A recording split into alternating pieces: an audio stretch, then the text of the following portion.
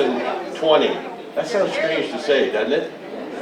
You know, this is an average turnout we have for our commissioners' meetings. You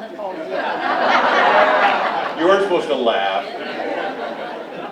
My name is Court Boyce, Curry County Commissioner. Do we have a flag here? Well, right behind me. Would you mind standing for the Pledge of Allegiance, please? I pledge allegiance to the flag of the United States of America and to the republic for which it stands, one nation, under God, indivisible, with liberty and justice for all. Thank you again. Do we have, if you wouldn't mind, could we have the veterans stand up for just a moment, please? Don't be bashful.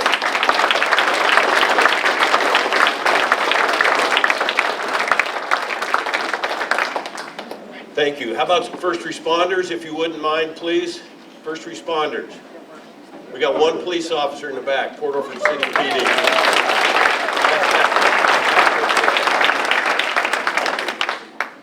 Also, I'm going to ask any elected officials from Curry County that are here tonight, if you wouldn't mind, stand up and introduce yourself. We have the Brookings mayor here. Did he get away? Any council members here? Any of the three cities? Yes. Pat Cox. Port Orford City Council. Good job. And hi. Gary, thank you.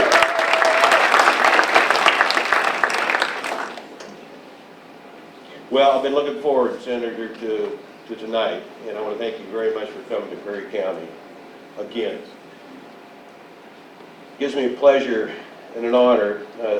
During his service as a state representative and since and as an Oregon U.S. Senator, Jeff Merkley has advocated for the successes of working families.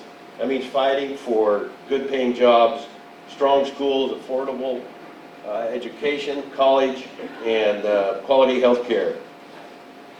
I want to say the Senator understands rural Oregon, and I can assure everyone here, especially the last 3 years, that his staff and Amy have never overlooked Curry County issues. And just to have them return the calls and be available and helpful, it just has to be emphasized there, our little corner of the state.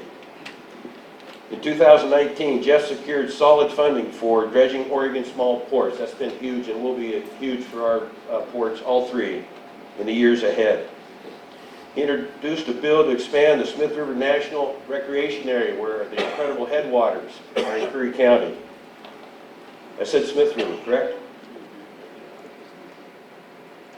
And at the request of David Brock Smith, Jeff worked to secure more than $1 million in federal aid to help us in our efforts, ongoing efforts, to battle sudden oak death and that challenge. Throughout Southern Oregon, his important commitment to this dreadful disease and containing it and even eradicating part of it, he's got some distinguished nicknames. So, Senator, I don't know if you've heard this yet. One of them is Sodbuster. Okay? My favorite is Sod Squash instead of Sasquatch. And if you don't like those, they were David Brock Smith's ideas, okay? Jeff is a native Oregonian and son of a millwright. Born in Myrtle Creek, Oregon, his family moved to Roseburg to follow the movement of the timber economy, later to East Multnomah County. He began his interest and involvement in public policy as an intern for a true statesman, Senator Mark Hatfield. And in 2009, Jeff was sworn in to that same seat once held by Mark Hatfield. Hey, back in the 80s, I took him upriver twice along with Jerry Frank, and great sailors they were on the Rogue River. But I don't know where you were, I'm wondering. So we're going to keep that invitation going. And you were probably working at the time, that's why you didn't come with them. But, you know, we have a boat, a special boat ready to go, and Mike Hewitt and David Bassett are both offered to be the pilot, so, the whitewater pilot. So keep that invitation for you and your family. I'm also going to mention that, yes, it's a ways off, but Curry County is also today going to make an official recommendation that you consider retiring here someday. Is that a good idea? And so when you come here, you're going to need an office, okay? And, oh, where'd it go? Well, right there will be fine. We'll get you a little bigger window, okay? And somebody had a tool belt that they were going to loan me that we think would fit your waist just right. Senator, it's called infrastructure, okay? Here. Oh, here's the tool belt right here, Mike. Oh, this even has the shoulder part. Oh my. I'm sure your father trained you well in the techniques of these different tools. So we're getting started here. This has been a great project. We've had Toby Porter and John Johnson have already raised over $70,000 for the new community center in Port Oregon. We have a big vision there, big vision. We have a donation jar right here. I'm not supposed to officially ask for donations, but I think they may have got the hint there.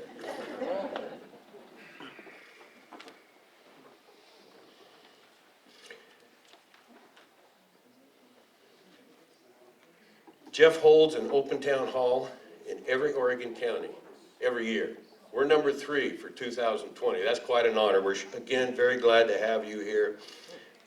Thanks, Jeff, once again, for coming back to Curry County. Can we all give him a huge welcome?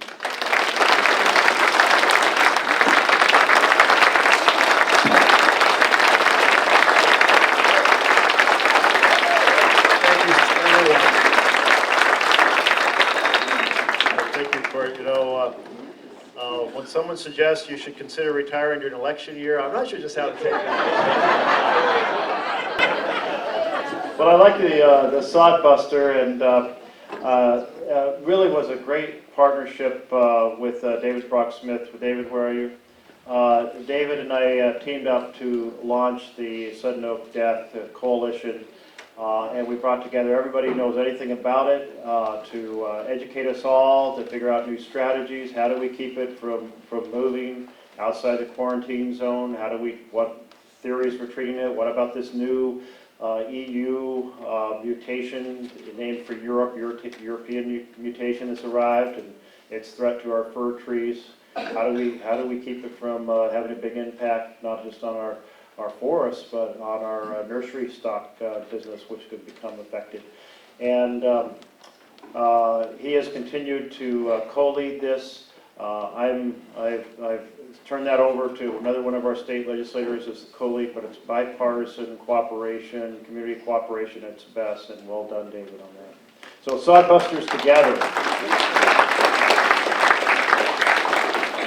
At the start of each town hall, I like to shine a light on a group that's doing something that's important and valuable for all of us.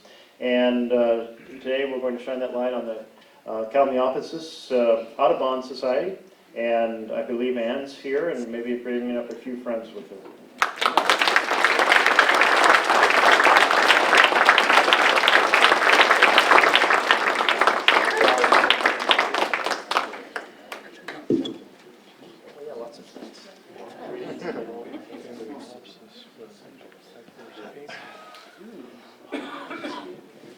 So I'll turn this over to Ann to say a few things about that they've worked on. But 2020, the year we're in now, 40th anniversary, and they have about 400 members, and they've worked on preserving critical aspects of our ecosystems and jewels within the state, and had a lot of success in doing so. And would you like to share some of that? Thank you so much, Senator Merkley. We're deeply honored by this special recognition, especially at this 40th anniversary of our organization. I have with me the very foresighted forester and conservationist Jim Rogers, who helped to start our organization 40 years ago.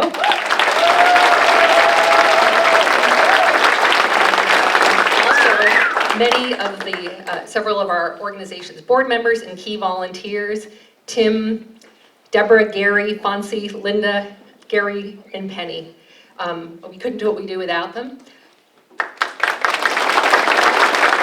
I just want to to say briefly that our mission at the Audubon Society is to conserve the extraordinary natural landscapes and ecosystems that we have here in Curry County. They're nationally significant, from our wild and scenic rivers to old-growth forests, and we want to conserve them for birds, fish, and wildlife so that future generations will be able to appreciate and enjoy the natural values that we all cherish so much. We do that by educating our members through our newsletter and programs and field trips about wildlife and local ecology and issues, and also by advocating at the local, state, and federal level when decisions are made to make sure that the perspective of wildlife and future generations is considered. And we welcome everyone to join us. But Senator, I want to say to you also, we really applaud and appreciate your leadership in environmental protection. In particular, I know there's many things you've done, but in particular, we appreciate your efforts to help to protect our wild rivers and also to tackle climate change. So we hope that you'll continue to move forward in pressing for the bills that will protect the headwaters of our rivers from the North Fork, Smith, Hunter Creek, Pistol River, and the headwaters of the Illinois from the threat of strip mining, and also to continue your work with climate change. So thank you very much for this recognition and for all your work.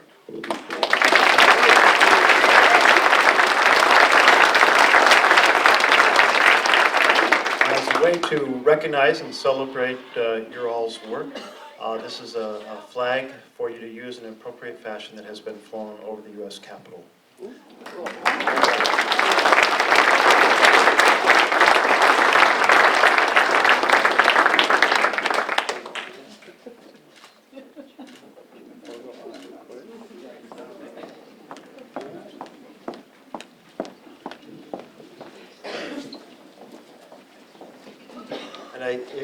Let's see, where'd Court go?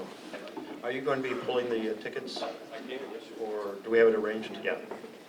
If you just give me 3 or 5 at a time, that will stay around here. So we'll turn this over to you all to hear your thoughts on the value of doing these town halls, to hear what people are thinking and working on, and then I can work with my team to try to be a strong partner with federal programs or resources or budget notes or whatever tools that Senator Wyden and I have at our disposal.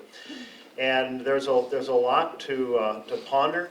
On one end, it's issues related to the success and functioning of our election process, from issues about gerrymandering to voter suppression, intimidation that's occurring around the country, to the role of dark money in our campaigns. All of these kind of corrupt the underlying vision of a democratic republic, and they're having an impact that we need to counter. We need to restore the health of our election system as we are here coming into another election year.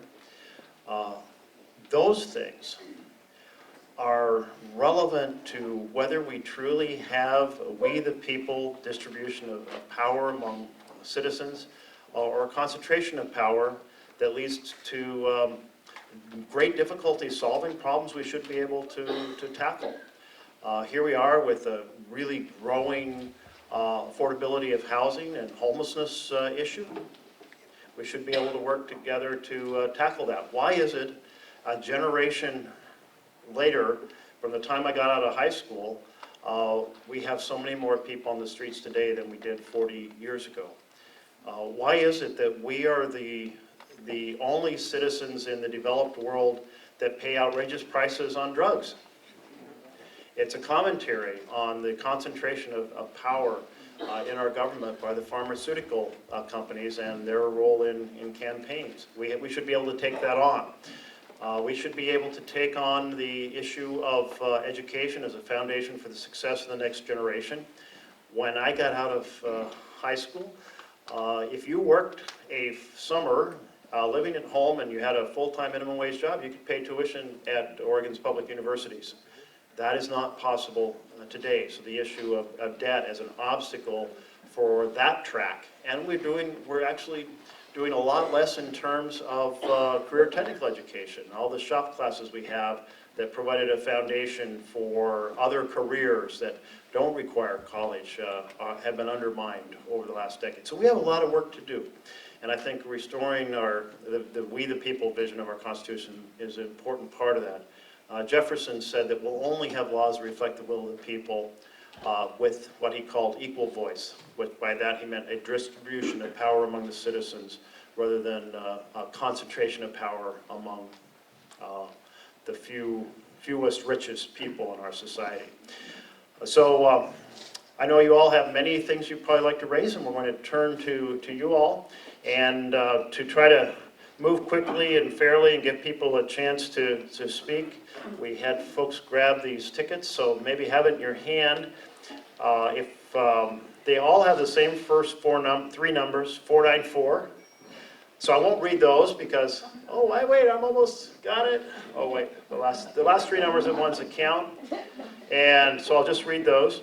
And if you could say what number you have, and share your name, and make your point, and be very respectful. Let's all be very respectful of each other. We may have huge differences in how we view the world. That's the value of being able to come together as a community and hold this dialogue. So let's be respectful even when we have differences. So I'll start out with the first three numbers here, 430, 465, and 467. Any of those three? Right over here. Any of the other two? Okay, we'll come to you next. Your number and name, perhaps. My number is 46 and Kylan McCusker.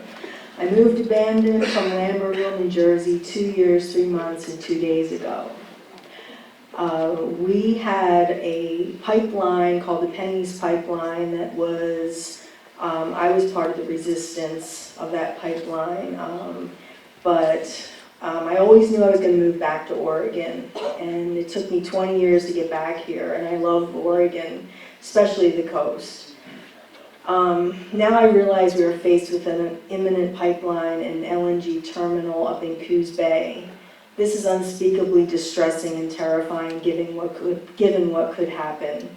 Jeff, can you help me understand how it is possibly being pushed through and how it will affect homeowners, fishermen, all ecosystems that are already threatened? And is Kate Brown leaning one way or the other? That's my question. Is it Kylan? Kaya. Kaya. Welcome home, back to Oregon, back to paradise. And so the Federal Energy Regulatory Commission, or FERC, has turned down the project several times, saying basically it's a commercial enterprise, not suitable for eminent domain because it's not a public function. It's a private foreign company and doesn't have enough to benefit people here to qualify. It's going through a third time now. You have a different composition among the commission, and I don't know the outcome of what they will and where they will end up, but there's been some suggestions at this time they're ready to give it a green light. I've opposed the pipeline and the LNG facility, which is one of the most difficult decisions I've ever made, and I'll tell you why. The amount of infrastructure that would be built is really significant to an area that has been economically depressed as our lumber and our canneries disappeared. And that infrastructure could benefit the surrounding area in significant ways. The rail line, the dredging of the port, the docks, and so forth. And it's a huge employment factor. We're talking $6 to $8 billion.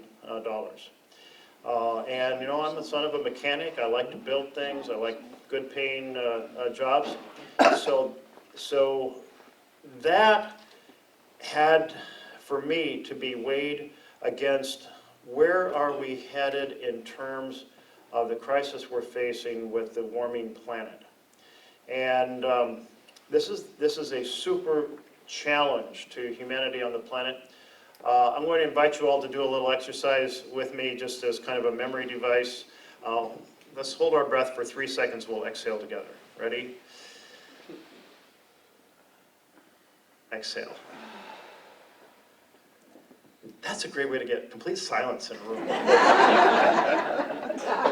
But that's not the reason I did it. I wanted us to think about how that air you just had in your lungs has changed dramatically over my lifetime. 33% more carbon in it than when I was born. We've never seen a transition like this on the planet, and we see it reverberating in our state's resources, particularly our rural resources. The early snowmelt in the Cascades is affecting our irrigation water for ranching and farming. It's affecting the health of our salmon and trout streams. The warmer winters are having pine beetles do very well, and an expansion of the red zone where pine trees are dying. The carbon absorbed into the ocean has changed the acidity of the ocean, and now we have to artificially buffer seawater for baby oysters to survive. We have a new disease among the sea stars that's a calamity and has had a huge reverberating impact on the kelp forest, which will then have an impact on other things. I mean, everywhere you look in Oregon, you can see the impact. We need jobs, and I'm advocating for a massive infrastructure bill that's jetties and transportation and electrification and all kinds of things that we can improve that will put people to work rather than build more fossil fuel facilities.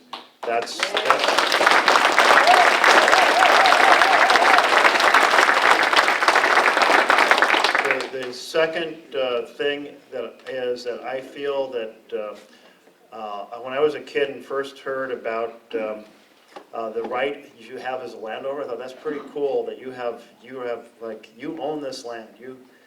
And I remember seeing, and I may have been in New York City, I saw this little house surrounded by skyscrapers. And I was like, that person said, no, I don't want to sell to some, and they had no view left except the street view, but somebody said, I don't want to sell my house, and they didn't have to because it was theirs and it was a commercial enterprises that wanted to buy it. And this is a foreign company. This does not, in my mind, meet the qualifications for eminent domain. And the folks who have been in the line of that pathway have now for more than 10 years, close to 15 years, had kind of a sword of Damocles over their head. And the company initially said they weren't going to use this as a way to compel people to sell who didn't want to sell, or have the pipeline cross their land who didn't want it crossing their land. I mean, I just think the value of being able to say no to commercial enterprise, they need to offer more money and reach a deal if they want to strike a deal with the landlord, not have eminent domain used in this context. That's a second reason I oppose it.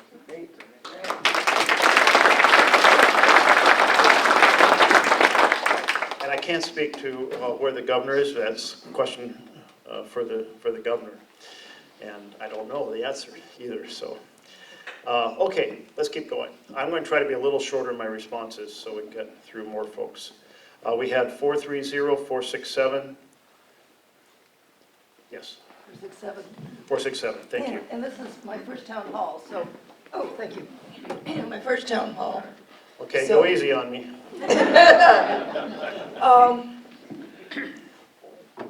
Taking off of what she was saying and what you were saying, we moved here because we had been poisoned with bad gases in our last location. I just want to say, be aware of landfill gases. They contribute significantly to the methane. And there's all kinds of really nasty toxic acids in there too. But what I was thinking about saying was, with regard to homelessness and poverty and a lot of suffering, we need a first world healthcare delivery system. We're the only advanced country that has this system that throws people out of their homes. And we've got to get that fixed. And I know that there's some really powerful forces against it. And that's all I have to say. Thank you. You know, we have the most complex healthcare system in the world because not one system, it's about 5 systems. We have Medicaid, Medicare, we have veterans, we have workplace insurance, we have the healthcare exchange for private insurance, we have self-insured. it's an enormously complex, and just the complexity is very inefficient.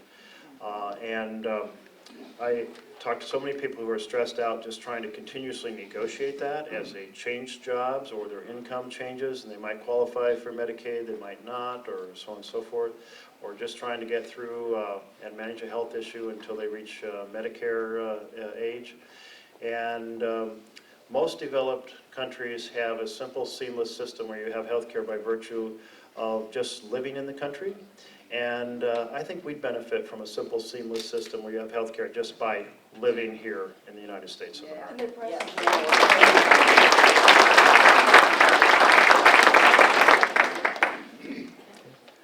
430-475-466. Any hands on that? Yes. And Clark, maybe 3. Hi, 475. My name's Larry Cody. I wanted to touch on a couple of things. I'm really concerned, and I think we all should be, that we've reached a point in this country where our elected political folks have become so partisan that all the time, energy, and money that is being wasted in the infighting that's going on, nothing's getting done. I mean, everybody's before the cameras all the time. They're always pointing their finger at this bad guy, that bad guy on the opposite party, whatever that may well be. I really would like to think that you and your compatriots and the legislature would be looking at more, how do you spend your time doing the job and taking care of the important issues? And to that end, I'm going to point out a couple of things that concern me deeply. As a veteran, and having spent 25 years in healthcare, both military and civilian, I've spent a lot of time around VA hospitals, not as a patient, but as a consultant and in other roles. And the problems that existed 40 years ago when I was involved are still there. And every elected official that I've ever heard stands up at some point and says, oh, we're fixing it. Well, the problems aren't fixed. They're still there. There's a lot of rhetoric, but it's not getting done. It's a broken system. And it's going to take major effort on the part of everyone involved in government. And it's where everybody's health care is headed. At one time, we had the best health care on the planet. Anyone that had money and had health problems, I don't care where they lived, if they could afford it, they came to the U.S. to get their health care. We're destroying that. And we can see it as the government gets more and more involved in our health care. The quality is going down, the problems are proliferating, and we're not taking care of it. I'm very concerned at how we treat our veterans and our military. We keep talking about the fact that we support them, but we really don't. And it's a major issue. Well, maybe I should have you pause there and I'll try to share a few thoughts. The first is, you're absolutely right about the intensity of the partisan divide. The founders were concerned about parties and that it would create divisions rather than problem solving. And we have divisions that have now been magnified both by the breadth of our cable news and the social media that adds on to it, which means you have to work extra hard on reaching across the aisle. I've partnered with virtually any conservative senator you can think of on some project. I took on the issue of hemp cultivation legalization, and who was my partner? Mitch McConnell. First we authorized research hemp. Then we authorized seeds to be put across state lines. And then that set the foundation for the 2018 Farm Bill, which Senator Wyden and Rand Paul became very significant. So an Oregon-Kentucky project between 2 Democrats and 2 Republicans.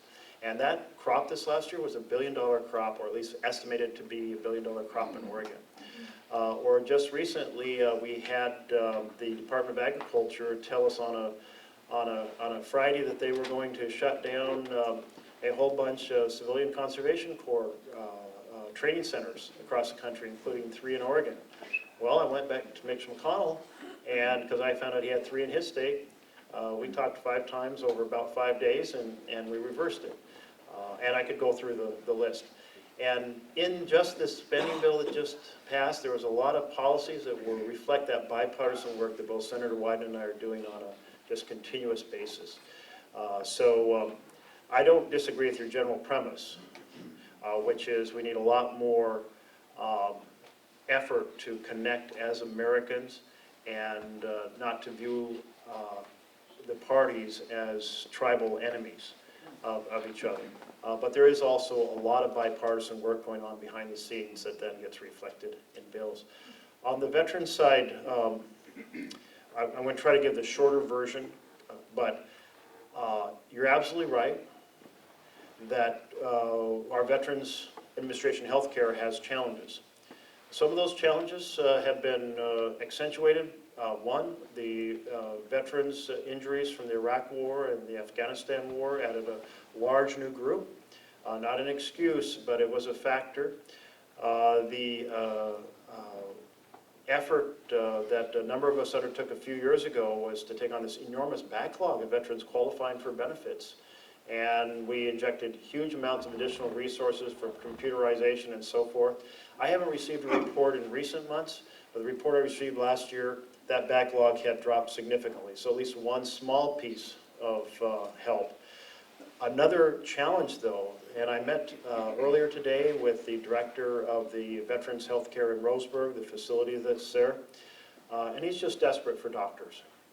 And so is every other healthcare across America, because our doctors are retiring while so many of us in this room, I'd say the vast majority of us, we call ourselves baby boomers. We are 50s, 60s, and beyond, and we're having more healthcare issues. At the same time, so many doctors are retiring. So that is a really big issue. And he and I were talking about the role of physician's assistants, nurse practitioners, but those have to be supervised by a doctor. And so again, it came back to the issue of the shortage of doctors. But absolutely, our veterans have stood up for us, and we need to stand up for them, point taken. And it's a topic actually that we do spend a lot of bipartisan discussion on, trying to figure out how to do better on it. Thank you. 430-466-463. Going and gone. Oh, right here.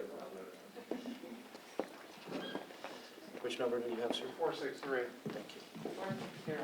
And then 460 over on deck over here. Okay, great. My name is Steve Frenzel. My wife, Nicole, and I are new to Brookings in the past couple of months. This is heaven to us. We visited a lot of lovely places, but this is the best. Yeah. So where'd you come from?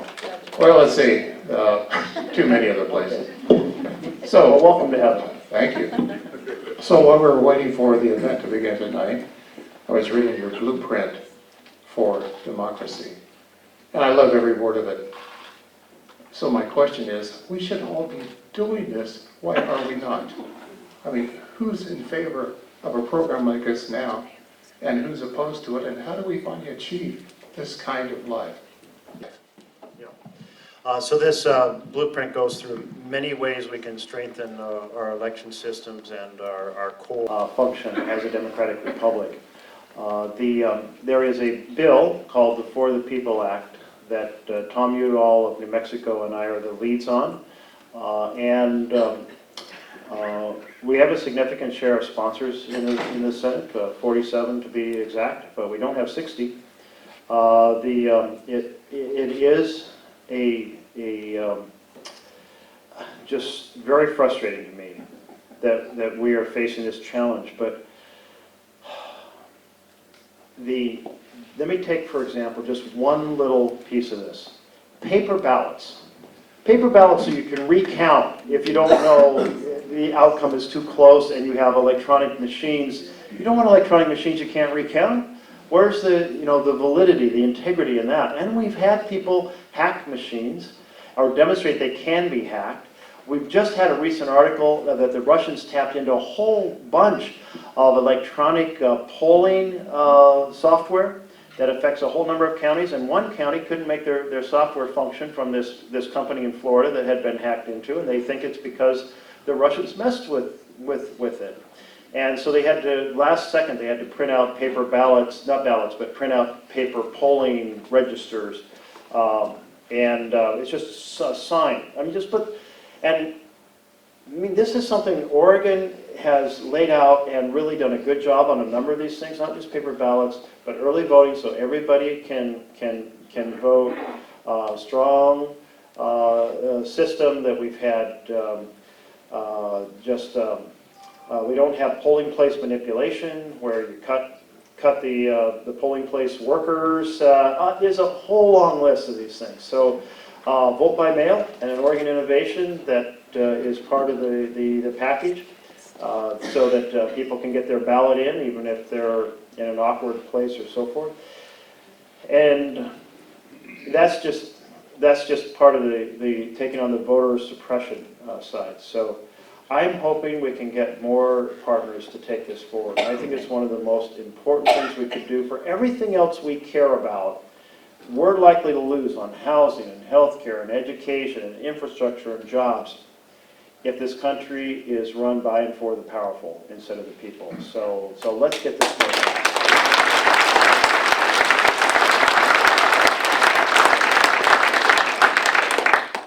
Let's see, so 430 we had over here, I think, next. 460, did you say? Yeah.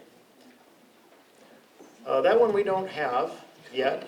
Oh, I thought you said 460, I'm sorry. 430, 466, 469. Should I keep going, or do we have one? Yes. 469. Hi, I'm Linda. I've been here for 30 years. Love the coast, and thank you so much, Senator Merkley, for coming this evening. My question is, can you explain the carbon tax versus and the Green New Deal? Sure. The Green New Deal is not an actual legislative plan. It was a resolution stating a set of principles. And there's 4 of those principles that I think are the heart of the Green New Deal. One is that we have a huge challenge on our hands, and to recognize that. The second is that challenge requires a very robust, energetic, immediate response. The third is that in that response we can create millions of good-paying jobs. And the fourth is we need to work to get jobs to places that have really been overlooked by previous economic expansions. Rural communities, frontier communities, former fossil fuel communities, and inner-city frontline communities. And I agree with all 4 of those principles. So you can think of the Green New Deal, big challenge, robust response, big job creator, and that's that vision. The carbon tax is just one of many possible ways of accelerating a transition from fossil fuel burning energy to non-fossil fuel burning energy. Many, many ways to tackle it.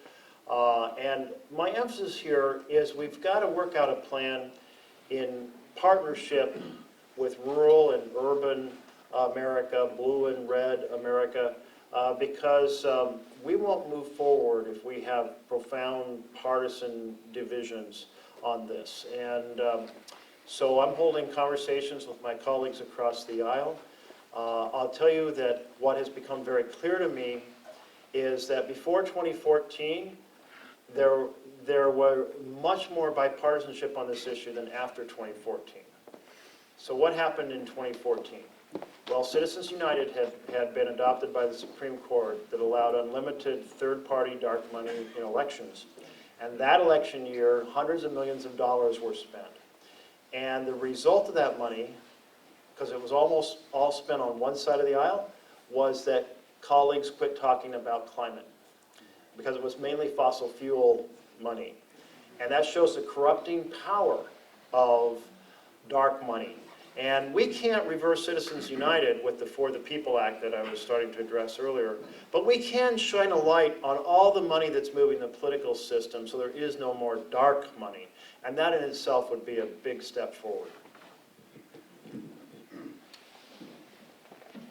Okay, so 430, 466, 422. Another group of 3, 423, 461, 468. 461. 461, thank you. It's coming. Anyway,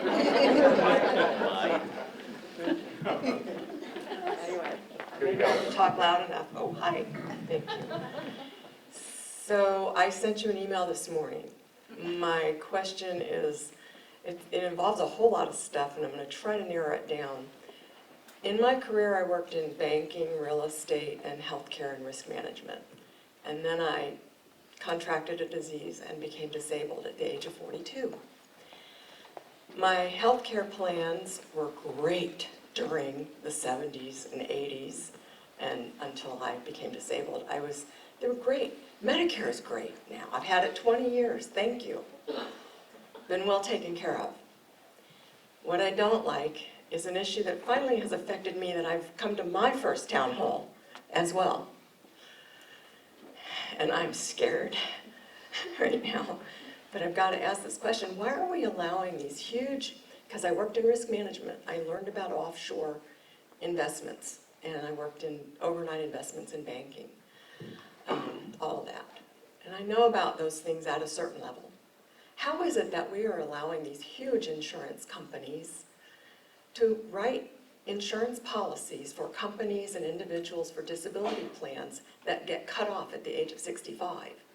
I just turned 65 in September, and I just had my 12th operation on my hands and feet, which is what my disease affected most severely. So that's why this is on. I have the scar, December 10th. And it was in Roseburg. Had to go all the way over there. I have to pay $40 to $50 and a meal just for the ride to and from a surgery, anywhere I've ever lived. And I've gone through a page of surgeries that's 2 columns, 38 or 40 in the past, whatever. So why are these plans allowed to be cut off at 65? And can it be looked into in the whole sphere of healthcare and how that is affecting, like, man, this is hard. I've just been wiped out $1,000 a month, a little bit over. It's gone now. So I'm going to be credit card debt the rest of my life, never be able to pay for a tooth to get fixed, a heater to get fixed, which both broke within 4 days of my operation. Those kind of things go on. We just can't make it like this. Well, I really appreciate you raising the issue because it's one I've not heard about before. My first reaction was that we've had a relatively unregulated insurance world, so that's part of the answer of why does that exist.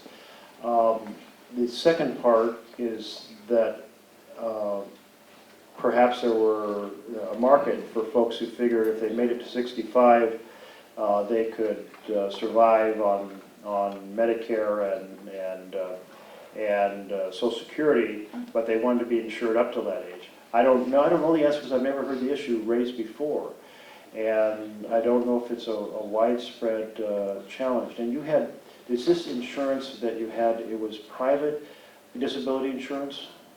It was through my former employer. Through your former employer. So it was a pension that they paid for entirely. So there's all kinds of different plans that can be written. Why do we allow this one? So let me have my team look into it. I want to introduce Amy Amrine, who's my field rep over here, and I'm going to have connect the two of you. Amy is basically a conduit of connection to issues and my team, and so we can ponder the details and what's involved, and I'll try to learn more about it. Thank you for raising the issue. Thank you. My name is Corinne Bell. I just moved to Port Orford in July, and I love it here. All right, welcome. Great to have you. 423-468. 468. Paul here. Oh, there you are. Okay. Yeah, back here. How you doing? Paul out of Port Orford here, citizen of Port Orford. On the climate change, as long as we allow import of goods from factories that do not follow any EPA guidelines that we've strangled our economy with and factories with, we're doing nothing. So tariffs aren't about just money on products, but as long as you're buying, and we all do, buy products from India, China, none of those factories would fall under EPA guidelines of our country. So that's number one, but that's a big stroke. I don't expect any of this stuff in my lifetime. But as you complain or see the climate, and we're all hearing about it, realize the thing that you bought today probably even came from a factory that would not be allowed to produce in this country. And guess what? If you actually did a tariff like that, which is not a money tariff, it would encourage the jobs, the building, the factories. So I barely passed high school, but I got something out. No, you're absolutely right. It's called a border tariff in the kind of economic lingo. To have any effective strategy on carbon that involves a carbon fee, you need to have a border tariff for countries that are not doing similar, and it either encourages them or it helps manufacturing in the U.S. And it raises a broader fact that we under WTO gave China permission to have access to all of our customers in America with basically rules on wages and labor and the environment that are ridiculously low, which means they have undercut manufacturing all across America. And China is prospering at our expense because of this deal that we made with them. And I must say the devastation to working jobs has Our been expense massive. is the world's climate. And the Everyone's climate. expense. The other thing I want to mention is Social Security. A lot of you are on it. This is more for the younger people. We know it's going to go broke in 2030 something. We also know that 60% of the people collecting are collecting more than they ever paid in. My thing on Social Security is it needs to include passive income. In other words, if Mr. and Mrs. Goldbrick have $5 million in assets, why are we sending them a $1,000 check? That was not the design. Passive income, folks, is not included as income for means qualifying. Only active income, that is working. You've got dividends, stocks and bonds, rental income. So, are you just gonna wait for that to crash? The young people already know. I'm sure there's a few in here that would raise their hand and say, it's not gonna be there for us. So it's been blindly looked at. We're so busy doing other things, like this fellow mentioned, dividing the country. So I just think those are things that we need to look at. Also, on a local level, we do have a sex offender sitting on our city council. You were talking about voting. I think that'd be something we could add to the vote. If someone wants to run even in a town like this, they should be declared what their criminal background is. Most people here don't know that. We also have a Chief Hobart who was thrown out of a two-man police department by CIS, the insurance company. So I just like people to know that we have no oversight of that by federal standards or state standards. The only oversight is the insurance company that kicked him and his chief out. So I just let you know, because we don't get this many people at the city council meetings either. There's a lot of people aren't informed. Thank you for sharing your thoughts. Yeah. So I thought you maybe were going to finish by announcing you're running for office. Sure. I'm running out of town. I got a police complaint at the police center at my house. They're armed men. I don't care if they wear a uniform. This city has never answered it. 8 months. Nor have they answered other similar complaints. And by the way, folks, there is no federal, and Senator, there is no federal guideline, there is no state to protect. There is nothing. It is the citizen with a lawyer that has to hold them to the fire. And, I've been told my doctor to get out of this town because I was attacked. That's another thing. We don't have terrorists here. We don't have terrorists. We don't have F-13. We have meth users. Our interagency drug task force is down to a $100,000 budget. If all the drugs bought in this country were arms, it would kill people, much like drugs, believe me, something would be done. The president currently would do something. But we're being terrorized by drug people and drug use, and we got a $100,000 interagency budget. Thank you. 423, 462, 464. Next, 464.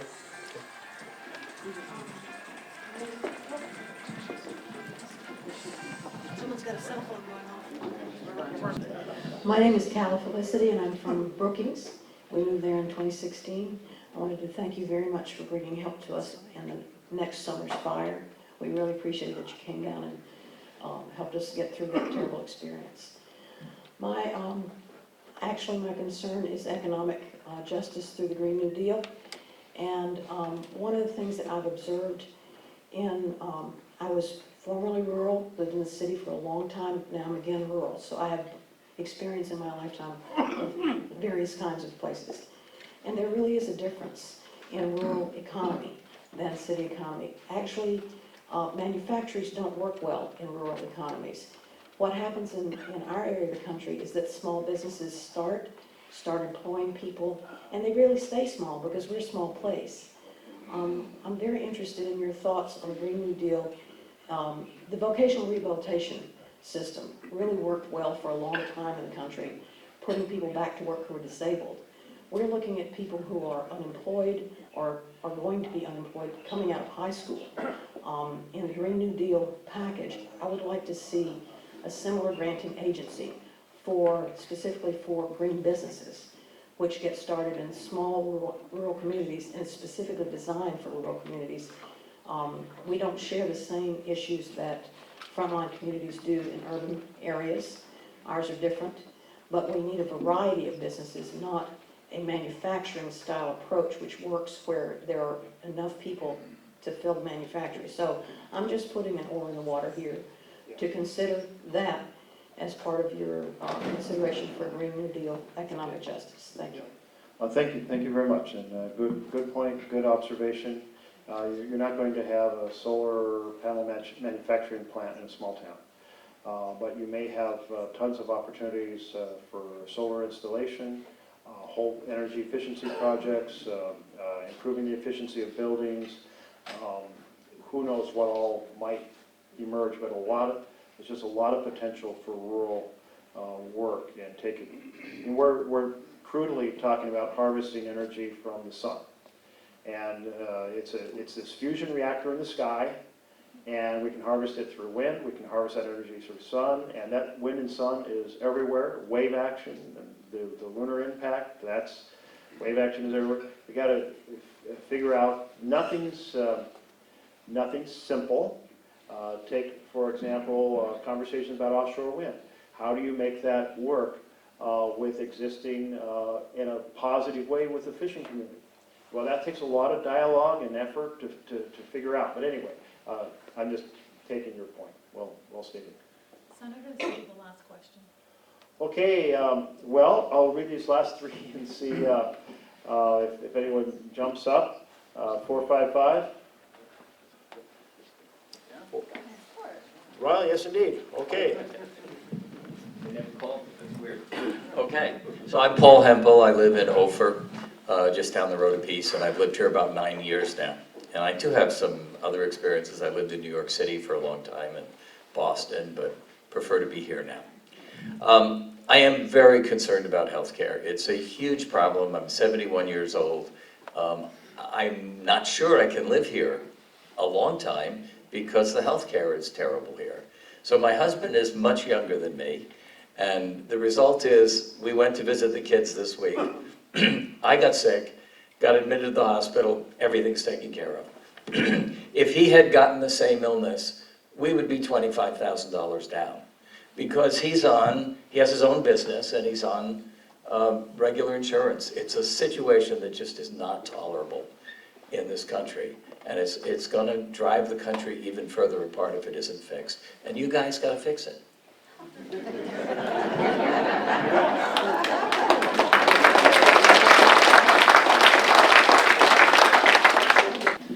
Okay, with that point, and, you know, I was thinking back to when we first moved up to Port. My dad was a mechanic, he was a millwright in Riddle, south of Roseburg, and the mill shut down, moved to Roseburg. He built houses, he worked on equipment in the woods, always a mechanic in some fashion. And as he put it, he was very good at building houses and terrible at selling them. And so he said, well, I've got small kids, I need more stable work. So took a job as a mechanic on heavy equipment. The equipment that's used on highways and used in the woods, but the shop was in Portland. So moved north. Hugely stressful for my mother because she came from a town of 200. You always talked about how people in big cities don't watch out for each other. She was just really stressed over the experience and needed medical help. And my father and I went down with a roll, I was in second grade, a roll of dimes, and started calling doctors out of the phone book at the corner market to try to find a doctor who would get her in and be of assistance. And that was my first introduction to healthcare challenges in America. We do have a lot of work to do. I want to come back to this one piece that I feel is absolutely fixable, which is the drug pricing. I've had so many people in town halls compare what they're paying to what they would pay in Canada or Mexico or anywhere in Europe or New Zealand or Australia or Japan. And sometimes it's a factor of 50%, sometimes it's a factor of 500%, sometimes it's a factor of 10 times or more. And this is an example of the corruption of our political system. We spend more as Americans on research that produces more drugs than any other nation, more than the Europeans, more than the Canadians, and all the rest put together. And we should get the best prices on drugs, not the worst. And if we can't fix that, how are we going to take on the stickier, more complex things? President Trump mentioned his interest in what's referred to as a reference bill. And he summed it up by saying, we shouldn't pay more than any other developed country. Amen. So I had my team contact his team. I have a reference bill. It says we don't pay more than the average price among Canada, Japan, Australia, and the major European countries. And then the president decided not to pursue it. But the point is, rural, urban, DR, we're all getting ripped off together. Let's fix it together as one piece of a down payment on a better healthcare system.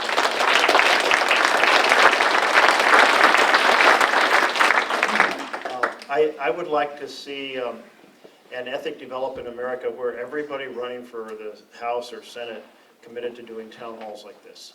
Incredibly valuable. So thank you for being engaged. Thank you for turning out. Tomorrow morning I'll have my 400th town hall. And that's a lot of conversation. A lot of people. I just feel so many ideas come out of the pre-meeting with electeds, commissioners, city commissioners, port authorities, and school boards, and then the conversation with all of you. So thank you for engaging about these many, many issues we face. There is the person who invented the word, the American Dream. He wrote a book, and he wanted to title it The American Dream. His publisher said, nobody will like that phrase, so his book is not titled that. But he says in it, in every generation, Americans have to come together to renew the spirit on which our nation is founded and reclaim that vision. And I'm not sure he said we the people vision, but that's, I guess, my way of summary. The vision of a nation run by and for the people. Let's do that. Yeah. Thank you. Yeah.